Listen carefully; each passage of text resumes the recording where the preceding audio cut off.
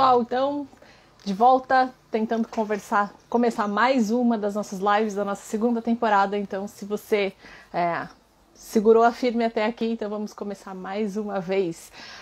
Hoje a gente começando com um pouquinho de atraso, a nossa live a respeito de improvisação e composição ao piano, com o nosso querido Luiz Gustavo Zago, que é super pianista, super improvisador, super arranjador, e o pessoal que estava com a gente até agora tá entrando aqui de novo, então a gente só vai esperar o Luiz Gustavo chegar aqui e tentar a gente conectar outra vez. A gente teve um probleminha de conexão agora há pouco, mas não tem problema, a gente vai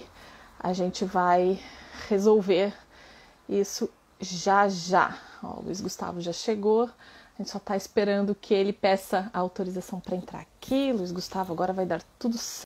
Vamos conversar sobre a sua super atuação. Vamos lá. Olá. Aí, tudo bom? Não é possível. Coisas que a tecnologia nos oferece, essas emoções. Não é possível. Poxa, aqui tem internet fibra e tudo aqui no estúdio, mas aí reiniciei tudo aqui também para ver se... Mesma coisa aqui, mas a gente está, enfim, sempre refém dessas instabilidades. Eu cheguei a instalar duas redes diferentes aqui para poder garantir que tudo vai dar certo. Sim, faz parte. Vamos esperando o pessoal chegar. Não tem problema. O pessoal vai. Ó, tem gente já falando no WhatsApp ali que não está conseguindo acessar. Enfim, pessoal, a gente está com a live aberta. Avisem aí. O Luiz Felipe Nobre mandou mensagem aqui avisando que está tentando abrir a live. Se alguém mais tiver problema, deixa ali recadinho que a gente vai tentando resolver. E de qualquer forma, a gente tem que avisar o pessoal que essas lives elas ficam disponíveis, né? Então hoje, na verdade, é só uma provocação sobre o assunto, que essas lives elas ficam disponíveis, os teus links vão ficar todos disponíveis para o pessoal acessar como quiser, a hora que quiser. Vai estar no nosso Facebook, no nosso Instagram e na nossa página no YouTube também. Então tá tudo lá, se alguém tiver problema. Então, mas assim, Zago, conta pra gente um pouco, que a gente recebeu várias perguntas a respeito do teu campo de atuação.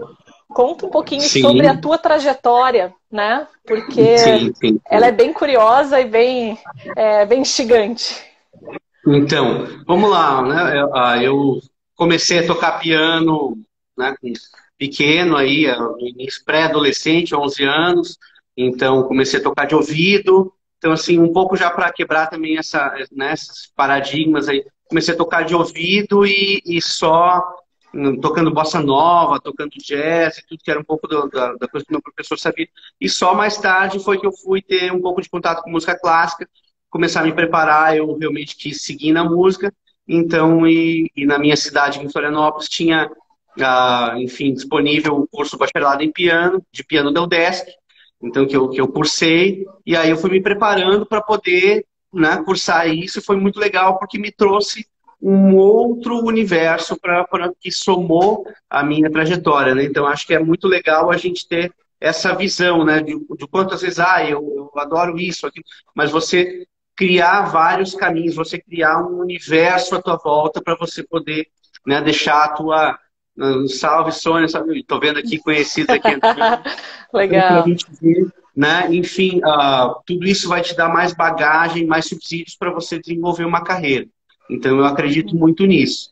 Ao mesmo tempo, então, quando eu comecei a fazer bacharelado, também me encontrei muito, vi, nossa, meu Deus, eu não sabia tirar som de piano. E aí você começa a fazer várias outras coisas, né? Então, isso que é muito legal, né? Então, de certa forma, e aí, de certa forma, um pouco da minha criação e da forma como eu aprendi música ficou porque eu comecei um pouco através de acordes e de harmonia e de coisas assim que mais tarde são elementos importantes para a gente desenvolver criação, para a gente desenvolver esse amadurecimento em relação à criação musical, né? A elaboração, de uma forma geral.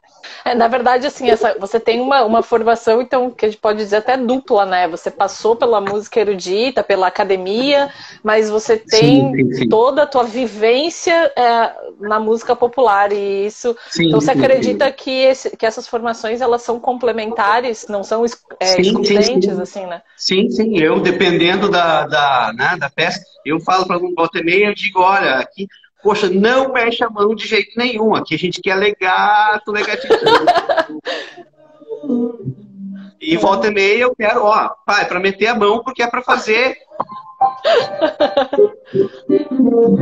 É para fazer justamente, é para ter impacto, né? Quer dizer, então, volta e meia, estou tocando jazz, é uma sonoridade de impacto, de ataque, então isso tudo precisa estar presente, né? Então acho que é um pouco trazendo um pouquinho dessa diversidade, né? Que eu acredito que não são excludentes. Ah, que bacana. E hoje você alimenta uma página super legal também, que a gente já divulgou o pessoal e vai deixar o link ali, que é os arranjos definitivos, que é uma das suas atuações no momento, né? Que é fazer arranjo para várias coisas. Então fala um pouquinho dessa tua página, do objetivo da página, como é que... Bora.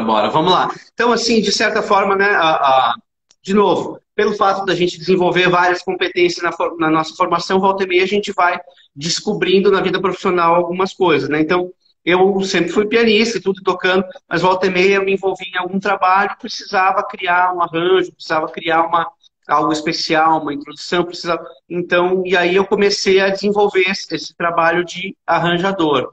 Então, primeiro, né, em discos de artistas amigos e tudo, e de gente próxima que eu já tocava. Então, e até que mais tarde fui fazendo isso com orquestra também.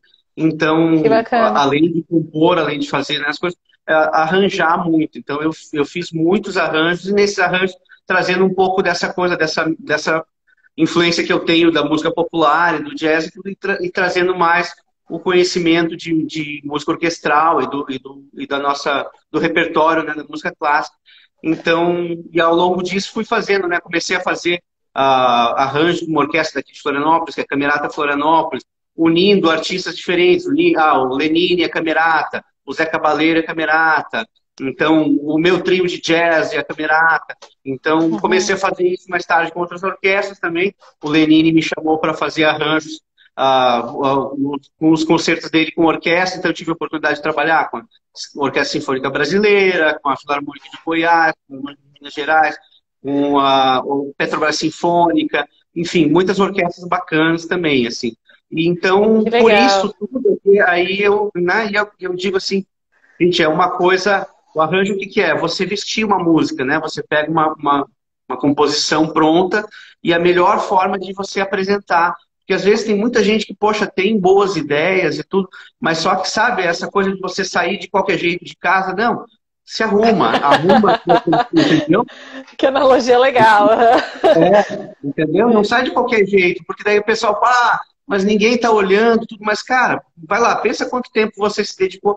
Beleza, você teve, às vezes, uma composição super bonita, mas você se dedicou pouco a elaborar essa criação e como você vai apresentar isso para as pessoas. Isso é muito importante.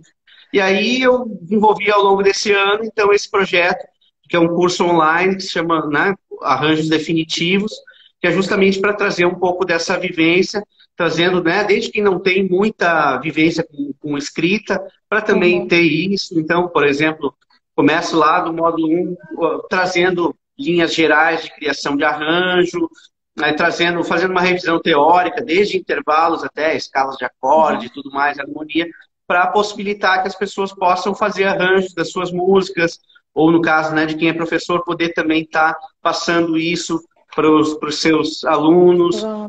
Você tem um coral, se você tem uma orquestra, conseguir trabalhar com esse grupo, né? Então, acho que é muito bom em diversos sentidos. E que legal você falar isso, porque uma das perguntas que apareceu até nem foi diretamente sobre arranjo, foi sobre mais improvisação, mas uma pergunta que a pergunta que não quer calar, na verdade, o pessoal Sim. fica com aquela coisa de, quer dizer que improvisação, então, ou um arranjo é só intuição, ou é só preparação, ou como é que, em que medida você falou ali, para eu poder fazer um arranjo, no caso, para poder improvisar também, eu preciso de um banco de dados, de conhecimentos que você precisa armazenar. Então, em que medida você coloca isso, né? Tipo, quanto é de intuição, o quanto é de conhecimento, se você puder falar um pouquinho sobre isso. Sim. Eu digo que assim, a intuição é o começo, né? A intuição é a faísca. A intuição faz, né? Eu sento no piano e começo a improvisar e sai uma ideia. Então, mas para eu desenvolver isso, aí eu preciso ter uma vivência, né, de como você pegar uma ideia, pegar uma frase, por exemplo, e como você fazer dessa frase virar um parágrafo, virar uma estrofe que seja uma parte, um começo de uma música, uma primeira parte, um A, né, ou depois um B, ou eu fiz uma primeira parte toda, como é que eu continuo, né? Então a gente precisa ter noções do que é uma segunda parte, um contraste, que você vai para a região da subdominante ou da dominante, enfim, de que forma você vai elaborar esse contraste, ou você vai continuar no mesmo território da tônica, mas você vai criar um contraste de outra forma, então uma modulação. É isso que a gente precisa, né? Então, assim, a intuição é fundamental. As minhas músicas nascem assim, eu sento no piano e toco um acorde. E daí, desse acorde, começo a inventar alguma coisa. Então, né, se pegar o meu último álbum aí, eu tinha, na época, eu estava com 100 piano em casa, estava só com um piano e um piano digital no quarto da minha filha, mais velha, da Lu. E aí, o que acontece? É um momento de descontração, né? Então, é um momento de relaxamento. Então, volta e meia eu chegava lá e, poxa, eu sentava e aí começava a improvisar e saía, por exemplo, um início de tema meu, aí eu pegava, opa, isso aqui tá interessante. Celular, gravadorzinho, gravou. Legal. E em outro momento, aí com muito mais tempo, ou seja, fiz isso em 15 minutos. E aí pronto, já saiu uma ideia, um germe de uma ideia. Depois, para fazer isso virar uma música, aí é dias, né? Então, porque aí você precisa, né, refinar, depurar. Opa, essa frase aqui não é bem isso. Aí eu, né, fica testando, faz uma, faz outra. Não, aqui por aqui não. Agora, poxa, eu preciso de um B, preciso criar um arranjo agora disso. Então, a gente tem essa faísca, né? A faísca precisa sim ser da intuição. O legal é que seja nos momentos mais gostosos que você tenha a facilidade e o insight de poder registrar isso. Porque eu acho que nesses momentos saem coisas fantásticas. E claro, se a gente não tem esse momento, também acontece, eu tenho uma trilha, eu tenho que entregar, tem prazo, tem negócio. Cara, senta e poxa, como é que é? Que tom que é o negócio? Tá, então vamos criar aqui uma estrutura em cima desse tom. E aí você pega estruturas que você já conhece para você criar. Então, e aí o conhecimento técnico faz total diferença, especialmente nessas horas, né? No começo, né, nesse caso, ele vai até ser a tua mola de início, né? Até você achar uma ideia para te dar um lampejo, uma ideia mais fresca, né? Eu brinco muito com essa palavra frescor, né? O frescor é justamente a intuição. Você precisa ter o frescor, senão fica tudo muito, muito rançoso. Mas só o frescor não resolve. Não te leva tão longe assim. Porque daí é uma gotinha, é um negocinho, né? Para transformar numa coisa grande, precisa de trabalho. Você falou dessa experiência bacana de você ter tocar junto com a sua filha, de ter esse contato de casa, né? Sim. E aí, uma das perguntas que apareceu do pessoal é em relação a uma criança improvisando. Você acha que tem diferença entre você, por exemplo, uma pessoa que vai iniciar nesse meio da improvisação e da composição, enfim, desse universo? Você acha que tem uma diferença entre ensinar uma criança a improvisar e ensinar um adulto a improvisar? Como é que você lida com isso? Eu sei que você dá um monte de aula também. Como é que você lida com essa questão? Então, assim, tudo vai depender um pouco do grau de soltura que você tem em relação ao resultado que você acha num primeiro momento, né? Então, eu digo que sempre é mais difícil com o adulto, porque quanto mais adulto, mais bancos de dados a gente tem, mais coisas a gente ouviu e a gente diz, não, isso não é aceitável. Isso não é aceitável. A gente já ouviu um monte de música nessa vida e você tem um monte de referências para te guiar. E aí, quando você não acha nada que está muito ligado a essas referências, você diz, não, isso não serve, isso não funciona. Eu acho que o legal é sempre, né, é fazer isso. Nisso a gente precisa um pouco das outras pessoas, sabe? Tem gente, família em casa, tudo para mostrar um pouquinho, gravar um pouquinho, mostrar, e aí, porque acho que isso tudo vai ganhando um pouco desse feedback que você vai vendo, que às vezes você, né, tem gente que, por exemplo, também, alunos que já, cara, o cara sabe todas as escalas do mundo, mas às vezes o que eu falo que assim, né, sabe tudo, e a pentatônica, e o cibazol, eu digo, né, o cibazol, e o sustenol, e tudo, mas só que assim, a dicção às vezes é tão importante quanto, então às vezes a pessoa sabe todas as notas, mas a dicção dela é monótona, é monocromática. Daba, daba, daba, daba.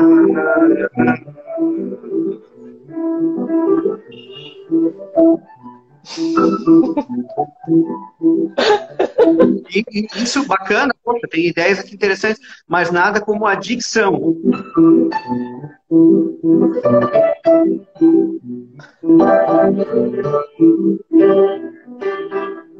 E aqui eu estou só numa pentatônica, numa escala simples, que é uma das primeiras escalas que todo mundo aprende a improvisar, mas é a dicção. Então também, assim, eu falo muito sobre isso, assim, que às vezes o pessoal no ensino de improvisação e no estudo de improvisação fala muito de escolha de notas, e não é só a escolha de notas. Tem, né, as ênfases, tem a direção de frase, a tua frase é dabadabadabadá, ou é dabadabadá. Então, tudo isso são elementos importantes na construção do sentido, né? E você acha que as crianças elas têm uma abertura um pouco maior para não se prender, então, para essas referências? Eles têm uma... Exato, eles têm mais, né? Eles estão um pouco mais abertos porque tem menos a informação de isso não funciona. Então, acho que nesse se sentido... cobram menos também, né? Exato, então, exato. Tem alguém colocando aqui, ó, tipo, ama tocar piano, mas a filha já consegue tirar músicas de ouvido. Então fica a dica aí. Uma coisa que a gente enfatiza muito, também para você conhecer um pouco do nosso trabalho aqui com a oficina, a gente enfatiza muito que tocar piano não é ler partitura. Tocar piano é fazer som, é fazer música, é viver o som. E a gente tem incentivado isso de mil maneiras na oficina, né? Então, por isso é muito legal você contar isso pra gente, porque às vezes as pessoas invertem, né? Engessam primeiro, enchem tudo de conceitos, encaixotam as coisas, tá, e agora faz, tá, mas o que eu faço com esse conteúdo, né? Então, sim. Essa vivência, então, pela sua experiência aí, parece que faz toda a diferença, né? Viver a música, né? Experimentar o som. Exato, né? Porque volta e meia as pessoas, né? Por isso que volta e meia você criar uma boa introdução, um bom final, faz tanto sentido para as pessoas. Porque é o começo do discurso, o final do discurso são elementos muito importantes, muito chave, né? Então, e às vezes, questões técnicas, volta e meia, você pode deixar isso para você resolver num segundo momento e você criar um discurso que seja coerente, que faça qualquer pessoa entender. Isso acho que é fundamental a gente tentar fazer isso, porque senão a simplicidade é extremamente difícil da gente conseguir. E eu acho que é um exercício também muito importante da gente tentar desenvolver. Então, às vezes, né, começar a compor, fazer uma música com 4 acordes, ou com né, poucas notas, com uma frase que você pega a frase, e, né, fiz uma variação, depois... E pronto, fechei. Então, né, é isso, assim, desenvolver, por exemplo, né, eu antigamente dizia, não, cada um vai lá do seu coração e faz a composição. Não, eu já falei assim, vamos lá, vamos estudar. Como é que você faz uma frase, você faz variação, depois você volta na frase, depois você conclui. Coda, pronto. Isso é um perigo. Vamos lá, vamos fazer. Entendeu? Sim, então você passa para os alunos, uma das perguntas que apareceu também, você falou um pouco já do seu processo criativo, mas o pessoal perguntou assim, como é que você passa isso para um aluno, ou como que, né, o pessoal que trabalha dando aulas, como que, chega um aluno lá e diz assim, eu quero aprender a compor, ótimo, mas às vezes até tem ideias, intuições bacanas, mas assim, fala um pouquinho assim de como você trabalha isso com um aluno que chega para ti e, né, Sim, sim, Como é sim. que é? Vamos lá. A primeira coisa é fazer uma boa análise de tudo que você ouve, porque esse é a tua referência. Pronto. Então vamos lá. Então vamos pegar o que você ouve, o que você curte e vamos analisar, vamos dissecar, vamos entender a estrutura, vamos entender como é que está feita essa estrutura. Se tem uma parte, tem duas partes, tem três partes, se ela é minimalista, ela está sempre repetindo uma mesma melodia.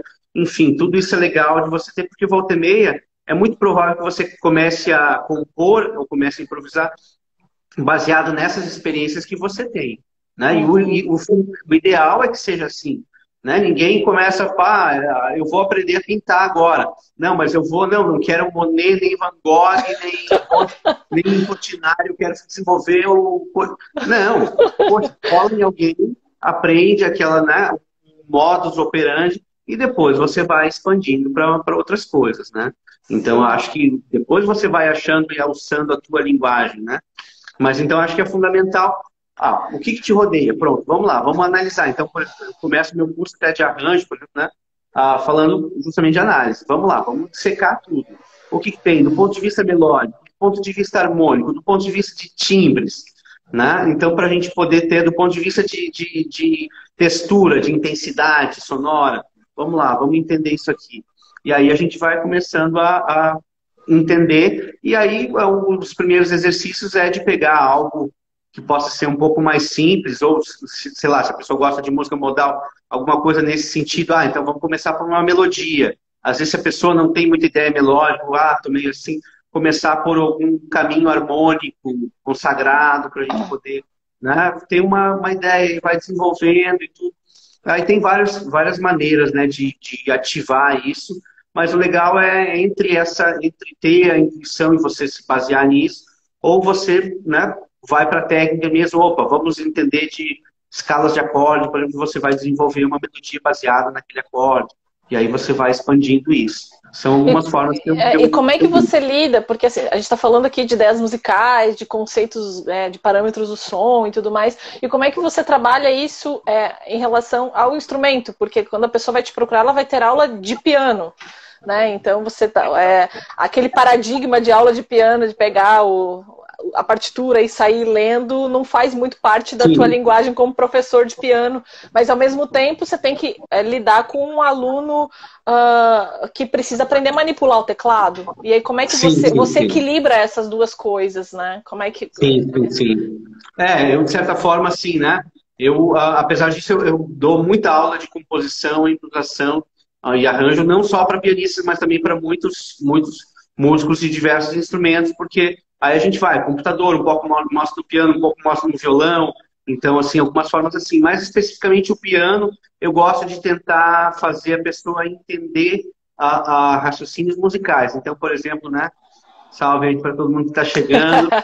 Então, raciocínios musicais de, por exemplo, opa, vamos lá, a gente analisou aqui, tintim por tintim, a gente viu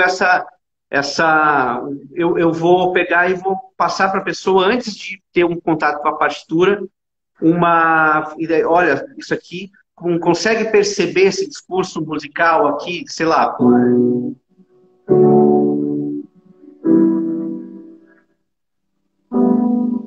aí, pronto. Opa, você consegue perceber isso? Pá. Opa, sim. Então tá. Então vamos lá, vamos entender. Que acordes são esses? Si, olha só, perceba que tá tudo isso aqui tá baseado na mesma escala, então tudo isso aqui faz parte do mesmo campo harmônico. E aí, porque foi a forma como eu aprendi. Eu aprendi primeiro a tocar e depois a dar nome aos bois. E a primeira coisa, eu aprendi assim, né? Meu professor chegava, ele me chamava de baixinho, Celso. Ó, baixinho. Então, ó, vamos lá. Agora, tico-tico no fubá, baixinho. Assim, ó. Vai. Aí eu só olhava e reproduzia imitação, né? Que é um método que eu acho fundamental e super legal. Aí ele pegava, ó, Mi com sétima, mas tipo, tava invertido, ele nem me explicou por que era Mi com sétima. Mas ele, vai baixinho. Mas aí depois eu chegava em casa, mas isso faz sentido, seu mico. E aí pronto, e aí então assim, experimentar antes da gente, né, entender racionalmente, eu acho muito legal. Eu acho sempre que possível tentar fazer isso, né? Claro, a gente tem que ver o perfil do aluno, também isso vai variar muito. Quem é mais metódico, às vezes quer entender um pouco mais antes de se aventurar. Mas dentro do possível, a gente tentar criar pequenas aventurazinhas para a gente poder ir desenvolvendo diversas habilidades. Né? Na verdade, você foi um baita de um sortudo, né? Porque agora tem um monte de estudos mostrando a importância da gente aprender a falar a língua primeiro antes de sair fazendo gramática. Então, Sim. tanta gente tentando fazer o caminho inverso, assim, você foi um senhor sortudo de ter tido essa experiência, sim, de ter tido essa experiência antes, né? Com certeza, exato. E por isso, assim, esse é um dos grandes motivos, assim, do convite da oficina para conversar contigo, para mostrar, assim, que é uma prova viva do quanto essa experiência funciona de verdade, né? Sim. Não, funciona. Ao mesmo tempo, a gente tem que ter a humildade, né? Eu tinha 15 anos, tipo assim, tava querendo aprender a ler, volta e meia numa escola de música, ia lá, pegava, como é que é aquele livro lá do Doutor Dó, não me lembro o que era, mas era tipo que, eu ia lá, uma mão, e aí daqui a pouco, terminou a aula, pode tocar o que você quiser. Como esse método já não se relacionava com a tua linguagem, né? E quanto isso é importante de lembrar também, né? Muitas vezes esses métodos de iniciação não funcionam. Aí foi uma série de tentativas, né? Até eu conseguir ler, assim, tudo, né? Mas aí, tipo, eu tocava coisas que eu estava muito além da minha leitura. E aí eu ia lendo, né? Pronto. Agora a próxima. Lá. Era assim. Eu entrei na faculdade lendo assim. Foi sofrido, mas foi interessante, foi necessário. Então, conta um pouquinho pra gente essa relação, assim, porque tem muita gente que fala assim, mas eu já toco, então quer dizer que ler não é importante? Não, é super importante, porque né? Não adianta, né, gente? É um método para a gente poder ter uma experiência mais imediata com alguma coisa através da leitura. Então, se você quer, né, você pode, num certo nível, eu vou tudo sem ler, não sei o que. Mas se você quer entrar num detalhe, se você quer, né, ter uma experiência ao longo da vida profissional, mais ainda, né? A gente precisa ter várias. Agora eu vou trabalhar com isso, agora eu vou trabalhar com isso. Se você for parar para ouvir, esperar, é muito lento esse processo. Então a gente precisa. A leitura é uma forma rápida da gente poder partilhar a informação musical, né? E ao mesmo tempo de você cristalizar alguma coisa. Ao longo dos últimos anos, eu comecei todas as minhas peças, as que eu escrevi e as que eu compus de uma forma intuitiva. Eu comecei a tudo escrever pianisticamente. Mesmo que eu tenha composto pensando em acorde, ré com sétima, mi menor, eu comecei a escrever tudo com pauta de piano para poder cristalizar um pouco de como eu toco isso, para isso não se perder. A partitura é um elemento fundamental para a coisa não se perder, senão é tudo muito volátil, tua música pode deixar de existir. Né? Que bacana. E sem contar que isso interferiu diretamente, provavelmente, nos arranjos, no tanto de arranjo que te possibilitou, né? Se você não soubesse ler, você provavelmente não faria um arranjo para a Orquestra Filarmônica de Goiás. Então... Não. Eu tive, na verdade, uma experiência fundamental de arranjo para mim, contar rapidinho. Foi quando eu estava fazendo uma produção para um amigo meu, que é o Silvio Mansani, e eu estava fazendo os arranjos de base.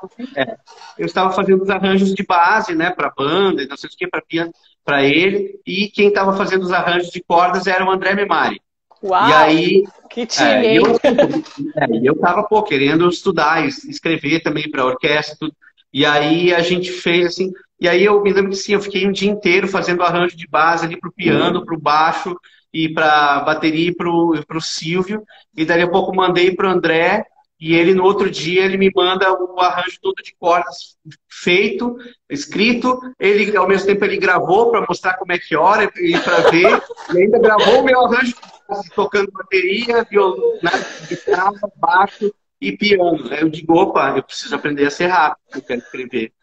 E aí eu fui desenvolvendo isso, essa necessidade de ser rápido. Já teve vezes que eu fiz um programa para concerto, fiz 4 arranjos por dia.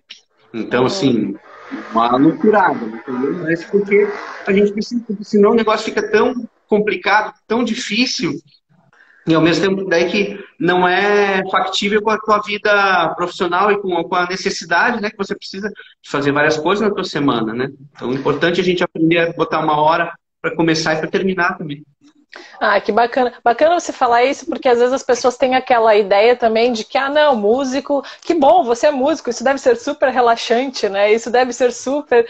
Então, é legal também você contar um pouco dessa experiência, porque a Sim. gente tem uma bagagem que precisa vir, porque a gente tem um prazo para atender, tem um aluno para atender, tem um arranjo para entregar, tem. Então, Sim.